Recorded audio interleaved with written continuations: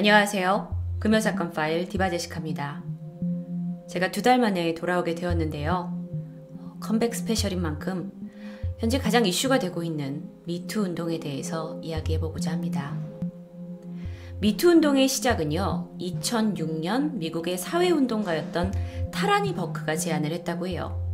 그런데 사실 이게 본론화된 것은 2017년 10월 미국에서 그 헐리우드 거물급 영화 제작자인 하비 와인스타인이라는 사람이 있거든요. 바로 이 사람이에요. 이 사람과 관련된 아주 추잡한 성추문 사건을 계기로 미국에서 빠르게 확산되기 시작했습니다. 잠깐 이 하비 와인스타인이라는 사람에 대해서 말씀을 드리면요. 뉴욕타임즈가 이 사람이 지난 30년 동안 저질러왔던 아주 추잡한 성추행을 폭로를 했는데요. 여성들을 호텔방으로 불러서 마사지를 요구하거나 아니면 자기가 목욕하고 있는 장면을 거기서 지켜보라고 그랬대요. 하여튼 와인스타인이 만든 회사의 직원들 뿐만 아니라 피해자들은요, 안젤리나 졸리 그리고 기네스 펠트로 같은 아주 할리우드의 유명 여배우까지 포함하고 있었어요. 밝혀진 사례만 100건이 넘는다고 하니까 정말 어마어마한 사건이었죠. 그런데 이후부터요, 많은 사람들이 SNS에 자신이 겪은 이 성폭력, 성범죄를 고발하는, 일명 나도 고발한다, 나도 당했다라는 의미를 지닌 이 해시태그, 바로 미투 해시태그가 전국적으로, 전 세계적으로 확산이 되면서 세계 80개국 이상의 그 나라에서 성폭력 고발이 이어지고 있었습니다. 이 중에 특히 직장에서 이제 비일비재하게 일어나고 있는 권력형 성폭력에 주목하는 계기가 되게 되죠. 한국에선 어땠을까요? 사실 2016년 10월부터요. SNS를 중심으로, 물론 미투라는 이름이 정확하게 쓰여지지 않았지만 직장 또는 문단, 교육계, 문화계, 연극계, 영화계, 학교, 그리고 교회, 대학, 가족 내에서 성폭력 경험이 있는 그런 이제 피해자들이 자신의 경험을 공유하게 되는 일들이 벌어지게 됩니다. 처음엔 트위터를 통해서 확산이 되면서 큰 파장을 사실 그렇게 일으키진 않았어요. 그런데 이 미투 운동에 이 확산에 불을 붙인 사건이 바로 서지현 검사의 폭로였습니다. 2018년 1월 29일 검찰의 내부 통신망 게시판에 글이 하나 올라오게 됩니다. 제목은 나는 소망합니다. 이것은 현직 검사인 서지현 씨의 글이었어요. 그녀는요, 자신이 여태 직장 내에서, 검찰 내에서 겪었던 여러 무시, 그리고 부당 대우, 그리고 성적 수치심에 관련된 글을 공개하게 되는데요. 이 글이 상당한 파장을 불러일으켰고요. 이후에 서 검사는 JTBC 뉴스룸에 출연을 하게 되면서 자신의 성추행 경험을 대중 앞에서 용기 있게 고백을 하게 되죠. 놀라운 사실은요, 그녀가 고백한 가해자가, 그러니까 이 성범죄를 일으킨 사람이 검찰 내에서 상당히 높은 직위에 있는 사람이었고, 처음에는요, 많은 사람들이 아니 이 사회에 상당한 권력층이라고 불리는 사람들, 이런 조직 안에서 이런 문제가 있을 수 있는가라는 거에 놀라움을 감추지 못했습니다. 자, 그러면서 이 일을 계기로 그동안 여성들이 사회 곳곳에서 당했던 성범죄와 또 부당한 대우에 대해서 이제는 목소리를 높일 수 있게 됐죠. 그녀의 고백의 내용을 잠깐 살펴보면요. 처음 그녀가 운을 띄운 사건은 2010년 10월이었어요. 어느 장례식장이었습니다. 당시의 법무부 정책기획단장이었던 안택은, 그분이 이제 이 서지현 검사의 허리와 엉덩이를 더듬으면서 성적인 농락을 하기 시작했죠. 그런데 이런 상황에서 당시 함께 자리에 있었던 동료 검사들이 있었을 거 아니에요. 그런데 그들 중 아무도 서지현 검사를 돕지 않았습니다. 자신의 그 상관에 의한 농락, 성적 농락이 그녀에게 아주 큰 충격이었고, 그녀는 화장실에서 정신을 잃을 정도였다고 해요. 사건이 발생하고 나서 얼마 후에 그녀는 고민하다가 자신의 직속 상관에게, 위에 사람에게 그날의 성추행 사건을 보고하게 됩니다. 그런데 돌아온 말이 알겠고 내가 그 당사자의 사과를 받아주겠다라는 말을 이제 듣게 돼요. 그나마 다행이죠. 그런데 그 말을 끝으로 아무런 연락을 받지 못하게 됩니다.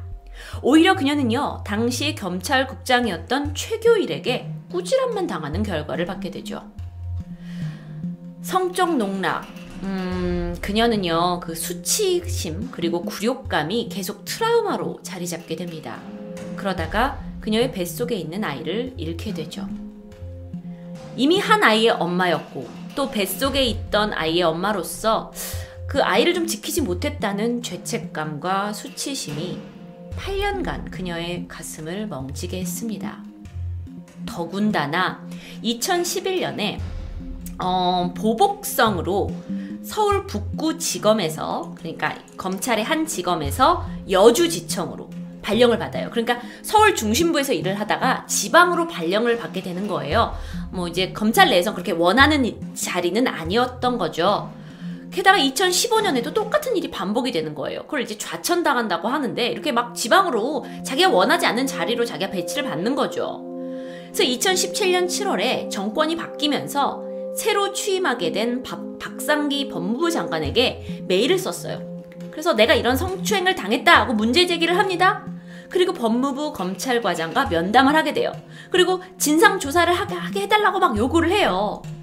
그래서 법무부가 그래 우리가 진상조사 할게 했는데 이후에 아무런 일도 벌어지지 않았습니다. 이후에도 계속 그녀에 대한 이 어떤 부당한 대우, 불리한 대우가 계속됐고요. 참다 못한 그녀가 글을 올렸고 직접 뉴스데스크에 오르게 된 거였어요. 그녀의 인터뷰는 여러분 이 영상이 아니라 아마 JTBC 서지영 검사라고 검색하시면 유튜브에서 쉽게 찾아보실 수 있을 텐데요. 그녀의 인터뷰 무엇이 중요했느냐? 자, 그녀가 이렇게 얘기합니다. 내가 인터뷰를 하게 된 이유는 3가지가 있다. 먼저 1번은요. 내가 그냥 성실히 근무하면 아무런 피해 없이 당당히 일을 할 수 있을 거라고 생각했다. 하지만 검찰 조직은 변하지 않았고 그리고 내가 피해자가 입을 다물고 있어서는 절대 이 조직은 스스로 변화하지 않고 개혁이 벌어지지 않을 거라고 생각했다고 말합니다. 그리고 2번째는요. 그 가해자 안태근 씨가 최근에 한 종교단체에서 제가 이제 주님께 회개를 받고 구원을 받았습니다 여러분! 하면서 막 이렇게 간증을 하는 거예요. 나는 이제 새로운 사람이 됐다 하면서요. 그런데 과연 당신이 회개받고 구원받고 용서를 비는 걸 나한테 했어야 되는 게 아니냐, 피해자에게 직접 했어야 되는 게 아니냐 라는 말을 그녀는 전하고 싶었다고 합니다. 그리고 마지막으로 중요한 3번째, 성폭력 또는 범죄 피해자들은요 결코 피해를 입은 본인이 잘못한 것이 아니다라는 것을 말하기 위해 인터뷰를 했다고 합니다. 사실 여러분, 여성들이 권력 앞에서 성적 피해자가 된 사실은 지난 오랜 시간 동안 비일비재 일어난 일일 거예요. 여성인 저도 어쩌면 여러분께 말하지 못한 일이 있을 수 있고요. 성적 수치심은 말할 수 없을 거고 또한 제가 뭐 그런 일을 당했다고 말한다 한들 뭐가 바뀌겠어 하는 좌절감도 있었겠죠. 하지만 서 검사가 뉴스룸에서 대국민을 상대로 피해자가 내가 이걸 당했다라고 얘기하지 않고 개혁은 이루어질 수 없어요. 변하는 건 아무것도 없어요. 라고 얘기한 거예요. 우리의 피해를 막을 수 있는 거, 앞으로 계속 이런 일이 벌어지지 않게 막을 수 있는 건 피해자 우리입니다. 라고 주장한 거예요. 이 부분은요, 많은 사람들로부터 공감대를 확산시켰고요. 본격적인 한국 미투 운동이 이제 사회적으로 다들 얘기하잖아요. 미투 운동이 막 미투 하는데 이렇게 사회 중요 이슈로 쟁점화되게 만든 게 바로 서지영 검사의 폭로 사건이었던 겁니다. 그런데 문제가 있습니다. 서지영 검사에 대한 내부적인 비판 여론이 일었어요. 원래 서지영 검사가 검찰에서 일도 잘 안 하고 근무 태만이었다 라는 평가가 있기도 하고요. 또 이 사람이 이렇게 자리 발령을 앞두고 나서 서울로 자리 받으려고 괜히 옛날 사건을 들추겨가지고 사건 키웠네 하는 비난을 듣게 됩니다. 제 생각에 여러분이 동의하실진 모르겠지만 예상했던 트집이었겠죠. 서 검사가 2010년에 성추행을 당했어요. 그런데 2017년에 겨우 고백을 하게 됩니다. 어쩌면 지난 7년이라는 시간 동안 그녀가 이걸 감춰야 했고 혼자 두려워해야 했던 건 이런 2차 피해가 더 무서웠기 때문 아니었을까요? 그런데요, 여러분, 이건 비단 서지영 검사의 문제만이 아닙니다. 앞으로도 있을 용기 있는 미투 고백, 즉 나도 이런 일을 당한 피해자입니다라고 말할 수 있는 그 사람들이 말은 했는데 원래 행실이 좋지 않았잖아요. 정치적으로 이용하는 거 아니에요? 완전 악의적인 의도가 있네! 라는 이야기를 들으면서 매도당한다면 이 미투 운동은 계속될 수 있을까요? 저는 이 미투 운동이요, 단순하게 사회적인 유행이라고 생각하지 않습니다. 뭐 미국에서 막 일어나고 전 세계에서 미투 거리니까 우리나라도 유행하는 거 아니냐? 라고 혹시 생각하진 않으시겠죠? 미투 운동은요, 우리 사회에 아주 뿌리 깊게 박혀있지만 쉽게 말하지 못했던 부당함 그리고 불평등을 해결할 수 있고 해결하는 방향으로 가고 있는 거고, 그리고 나아가 여성의 여권 신장까지 개선할 수 있는 계기가 될 수 있는 아주 중요한 사회 개혁일 수 있습니다. 여러분 생각해보세요. 만약에 디바 제시카 제가 여기 있는 이 사람들 앞에서 저 성범죄 당했어요. 한 남성이 제 가슴을 더듬었고 그 사람이 제 팬티를 내렸습니다. 자기의 성기를 만지라고 했고요. 온갖 변태적인 말을 했어요. 이런 고백은 여성에게 결코 쉬운 일이 아닙니다. 하지만요, 현재 불고 있는 이 미투 운동의 개혁에 많은 이제 피해자분들이 용기를 내서 목소리를 내고 있는데 어쩌면 이게 오염될 수도 있다라는 게 우려됩니다. 미투 운동이 장기적인 사회 개혁을 위한 거라면 그에 마땅한 제도적인 조치가 필요해요. 그래야 그들을 보호할 거 아니에요.